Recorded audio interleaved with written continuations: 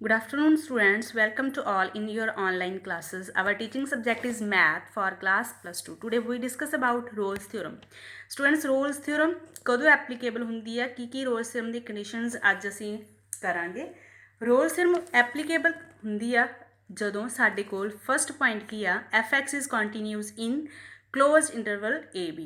Roles theorem applicable ਲਈ ਸਾਨੂੰ ਤਿੰਨ ਕੰਡੀਸ਼ਨਾਂ ਚਾਹੀਦੀਆਂ ਜੀ। ਫਸਟ ਕੰਡੀਸ਼ਨ ਕੀ ਆ, fx ਕੰਟੀਨਿਊਸ ਹੋਣਾ ਚਾਹੀਦਾ क्लोज इंटरवल ए बी ਦੇ ਵਿੱਚ, ਕਿਤੇ ਵੀ ਰੁਕਣਾ ਨਹੀਂ ਚਾਹੀਦਾ ਸਾਡੇ ਕੋਲ। Second, fx is derivable in open interval A B. Derivable ਦਾ ਮਤਲਬ ਕਿ fx ਕੋਈ ਵੀ ਸਾਡੇ ਕੋਲ ਫੰਕਸ਼ਨ ਦਿੱਤਾ ਉਹਦਾ ਡੈਰੀਵੇਟਿਵ ਐਗਜ਼ਿਸਟ ਕਰਨਾ ਚਾਹੀਦਾ। इंटरवल का ध्यान रखना स्टूडेंट्स, कॉन्टीन्यूस ਲਈ ਸਾਨੂੰ क्लोज इंटरवल चाहिए और डेरीवेबल ਲਈ ਸਾਨੂੰ ओपन इंटरवल चाहिए। थर्ड कंडीशन की है, F A is equal to F B. जो ਸਾਡੇ ਕੋਲ फंक्शन होगा और जो ਸਾਡੇ ਕੋਲ इंटरवल होणगे, ए ਦੀ ਵੈਲਿਊ ਔਰ b ਦੀ ਵੈਲਿਊ ਫੰਕਸ਼ਨ ਦੇ ਵਿੱਚ ਪੁੱਟ ਕਰੇ ਤੋਂ ਦੋਨੋਂ ਟਾਈਮ ਸਾਡੇ ਕੋਲ ਇਕੁਅਲ ਹੋਣਾ ਚਾਹੀਦਾ। a ਦੀ ਵੈਲਿਊ ਪੁੱਟ ਕਰਨ ਤੋਂ ਵੀ ਔਰ b ਦੀ ਵੈਲਿਊ ਪੁੱਟ ਕਰਨ 'ਤੇ ਵੀ ਫੰਕਸ਼ਨ ਦੀ ਵੈਲਿਊ ਕੀ ਹੋਣੀ ਚਾਹੀਦੀ ਆ, ਇਕੁਅਲ ਹੋਣੀ ਚਾਹੀਦੀ ਆ। ਦੈਨ ਸਾਡੇ ਕੋਲ ਰੋਲਸ ਥਿਓਰਮ ਕੀ ਹੋ ਜਾਂਦੀ ਆ, ਐਪਲੀਕੇਬਲ, ਅਗਰ ਜੇ ਤਿੰਨੇ ਹੀ ਕੰਡੀਸ਼ਨਾਂ ਹੋਲਡ ਕਰਦੀਆਂ।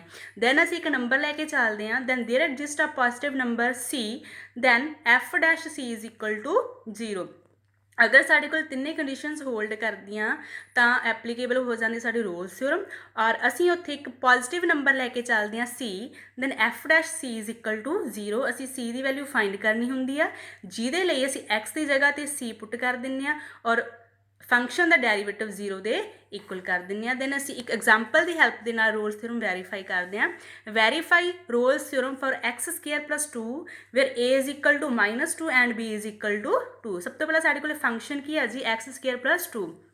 The first point, since fx is a polynomial in x, it is continuous in closed interval -2 to 2।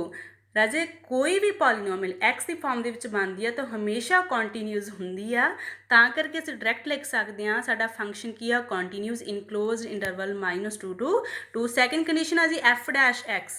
ਕਹਿਣ ਦਾ ਭਾਵ ਕਿ ਅਸੀਂ ਡੈਰੀਵੇਟਿਵ ਚੈੱਕ ਕਰਨਾ, x ਸਕੁਅਰ ਪਲੱਸ 2 ਦਾ ਡੈਰੀਵੇਟਿਵ ਸਾਡੇ ਕੋਲ ਬਣੂਗਾ ਜੀ 2x, ਜਿਹੜਾ ਕਿ ਐਗਜ਼ਿਸਟ ਕਰਦਾ ਪਿਆ ਸਾਡੇ ਕੋਲ ਡੈਰੀਵੇਟਿਵ ਉਹਦਾ ਕੰਟੀਨਿਊਸ ਚੱਲ ਰਿਹਾ, ਡੈਰੀਵੇਟਿਵ ਉਹਦਾ ਖਤਮ ਨਹੀਂ ਹੋ ਰਿਹਾ। ਦੈਨ ਥਰਡ ਕੰਡੀਸ਼ਨ ਕੀ ਹੈ ਜੀ, ਸਾਡੇ ਕੋਲ फंक्शन ਦੇ ਵਿੱਚ a ਦੀ ਵੈਲਿਊ ਪੁੱਟ ਕਰਨੀ। a ਦੀ ਵੈਲਿਊ ਸਾਡੇ ਕੋਲ ਕੀ ਹੈ, -2 square plus 2 is equal to 4 plus 2 is equal to 6। b ਦੀ ਵੈਲਿਊ ਪੁੱਟ ਕਰਨ 'ਤੇ 2 square plus 2 is equal to 4 plus 2 is equal to 6। Then ਸਾਡੇ ਕੋਲ f -2 is equal to f2। ਕਹਿਣ ਦਾ ਭਾਵ ਕਿ ਫੰਕਸ਼ਨ ਦੇ ਵਿੱਚ a ਔਰ b ਦੀਆਂ ਦੋਨੋਂ ਵੈਲਿਊਜ਼ ਪੁੱਟ ਕਰਨ ਤੋਂ ਬਾਅਦ ਸਾਡੇ ਕੋਲ ਸਾਡਾ ਫੰਕਸ਼ਨ ਦੋਨੋਂ ਵਾਰੀ ਕੀ ਆ ਗਿਆ, ਇਕੁਅਲ ਆ ਗਿਆ। ਸੋ ਆਲ ਕੰਡੀਸ਼ਨ ਸੈਟਿਸਫਾਈ ਆਫ ਰੋल्स थ्योरम। ਤਾਂ ਕਰਕੇ ਰੋल्स थ्योरम ਦੀਆਂ ਸਾਰੀਆਂ ਕੰਡੀਸ਼ਨਸ ਕੀ ਕਰ ਗਈਆਂ, ਸੈਟਿਸਫਾਈ ਕਰ ਗਈਆਂ, ਤਾਂ ਸਾਡੀ ਰੋल्स थ्योरम ਕੀ ਹੋ ਗਈ, ਐਪਲੀਕੇਬਲ ਹੋ ਗਈ। ਅਗਰ ਰੋल्स थ्योरम ਐਪਲੀਕੇਬਲ ਆ ਤਾਂ ਅਸੀਂ ਇੱਕ ਪੋਜ਼ਿਟਿਵ ਨੰਬਰ ਲੈ ਕੇ ਚੱਲਦੇ ਹਾਂ c, such that f dash c is equal to 0। Then ਸਾਡੇ ਕੋਲ ਸੀ ਕੰਡੀਸ਼ਨ, ਫੰਕਸ਼ਨ ਸਾਡੇ ਕੋਲ ਸੀ x ਸਕੁਅਰ ਪਲੱਸ 2, ਅਸੀਂ x ਦੀ ਜਗ੍ਹਾ 'ਤੇ ਕੀ ਪੁੱਟ ਕੀਤਾ c, then c square plus 2, ਇਹਦਾ ਡੈਰੀਵੇਟਿਵ ਕੀਤਾ f dash c is equal to c square ਦਾ derivative 2c is equal to 0। Then 2c ਨੂੰ 0 ਦੇ ਬਰਾਬਰ ਰੱਖਿਆ, ਉੱਥੇ ਸਾਡੇ ਕੋਲ c ਦੀ ਵੈਲਿਊ ਕਿੰਨੀ ਆ ਗਈ, 0। ਹੈਂਸ ਦਾ theorem is verified and c is equal to 0 ਔਰ c ਦੀ ਵੈਲਿਊ ਸਾਡੇ ਕੋਲ ਕਿੰਨੀ ਆ ਗਈ, 0। ਸੋ ਸਟੂਡੈਂਟਸ, ਆਸ ਕਰਦੀ ਹਾਂ ਕਿ ਤੁਹਾਨੂੰ ਰੋल्स थ्योरम ਚੰਗੀ ਤਰ੍ਹਾਂ ਸਮਝ ਆ ਗਈ ਹੋਣੀ ਆ। ਰੋल्स थ्योरम ਤਿੰਨ ਕੰਡੀਸ਼ਨਸ ਕਿ ਫੰਕਸ਼ਨ ਕੰਟੀਨਿਊਸ ਹੋਣਾ ਚਾਹੀਦਾ, ਡੈਰੀਵੇਬਲ ਹੋਣਾ ਚਾਹੀਦਾ, F A is equal to F B ਹੋਣੀ ਚਾਹੀਦੀ ਆ। ਅਗਰ ਤਿੰਨਾਂ ਕੰਡੀਸ਼ਨਾਂ 'ਚੋਂ ਇੱਕ ਵੀ ਕੰਡੀਸ਼ਨ ਹੋਲਡ ਨਹੀਂ ਕਰਦੀ ਤਾਂ ਸਾਡੀ ਰੋल्स थ्योरम ਐਪਲੀਕੇਬਲ नहीं होगी।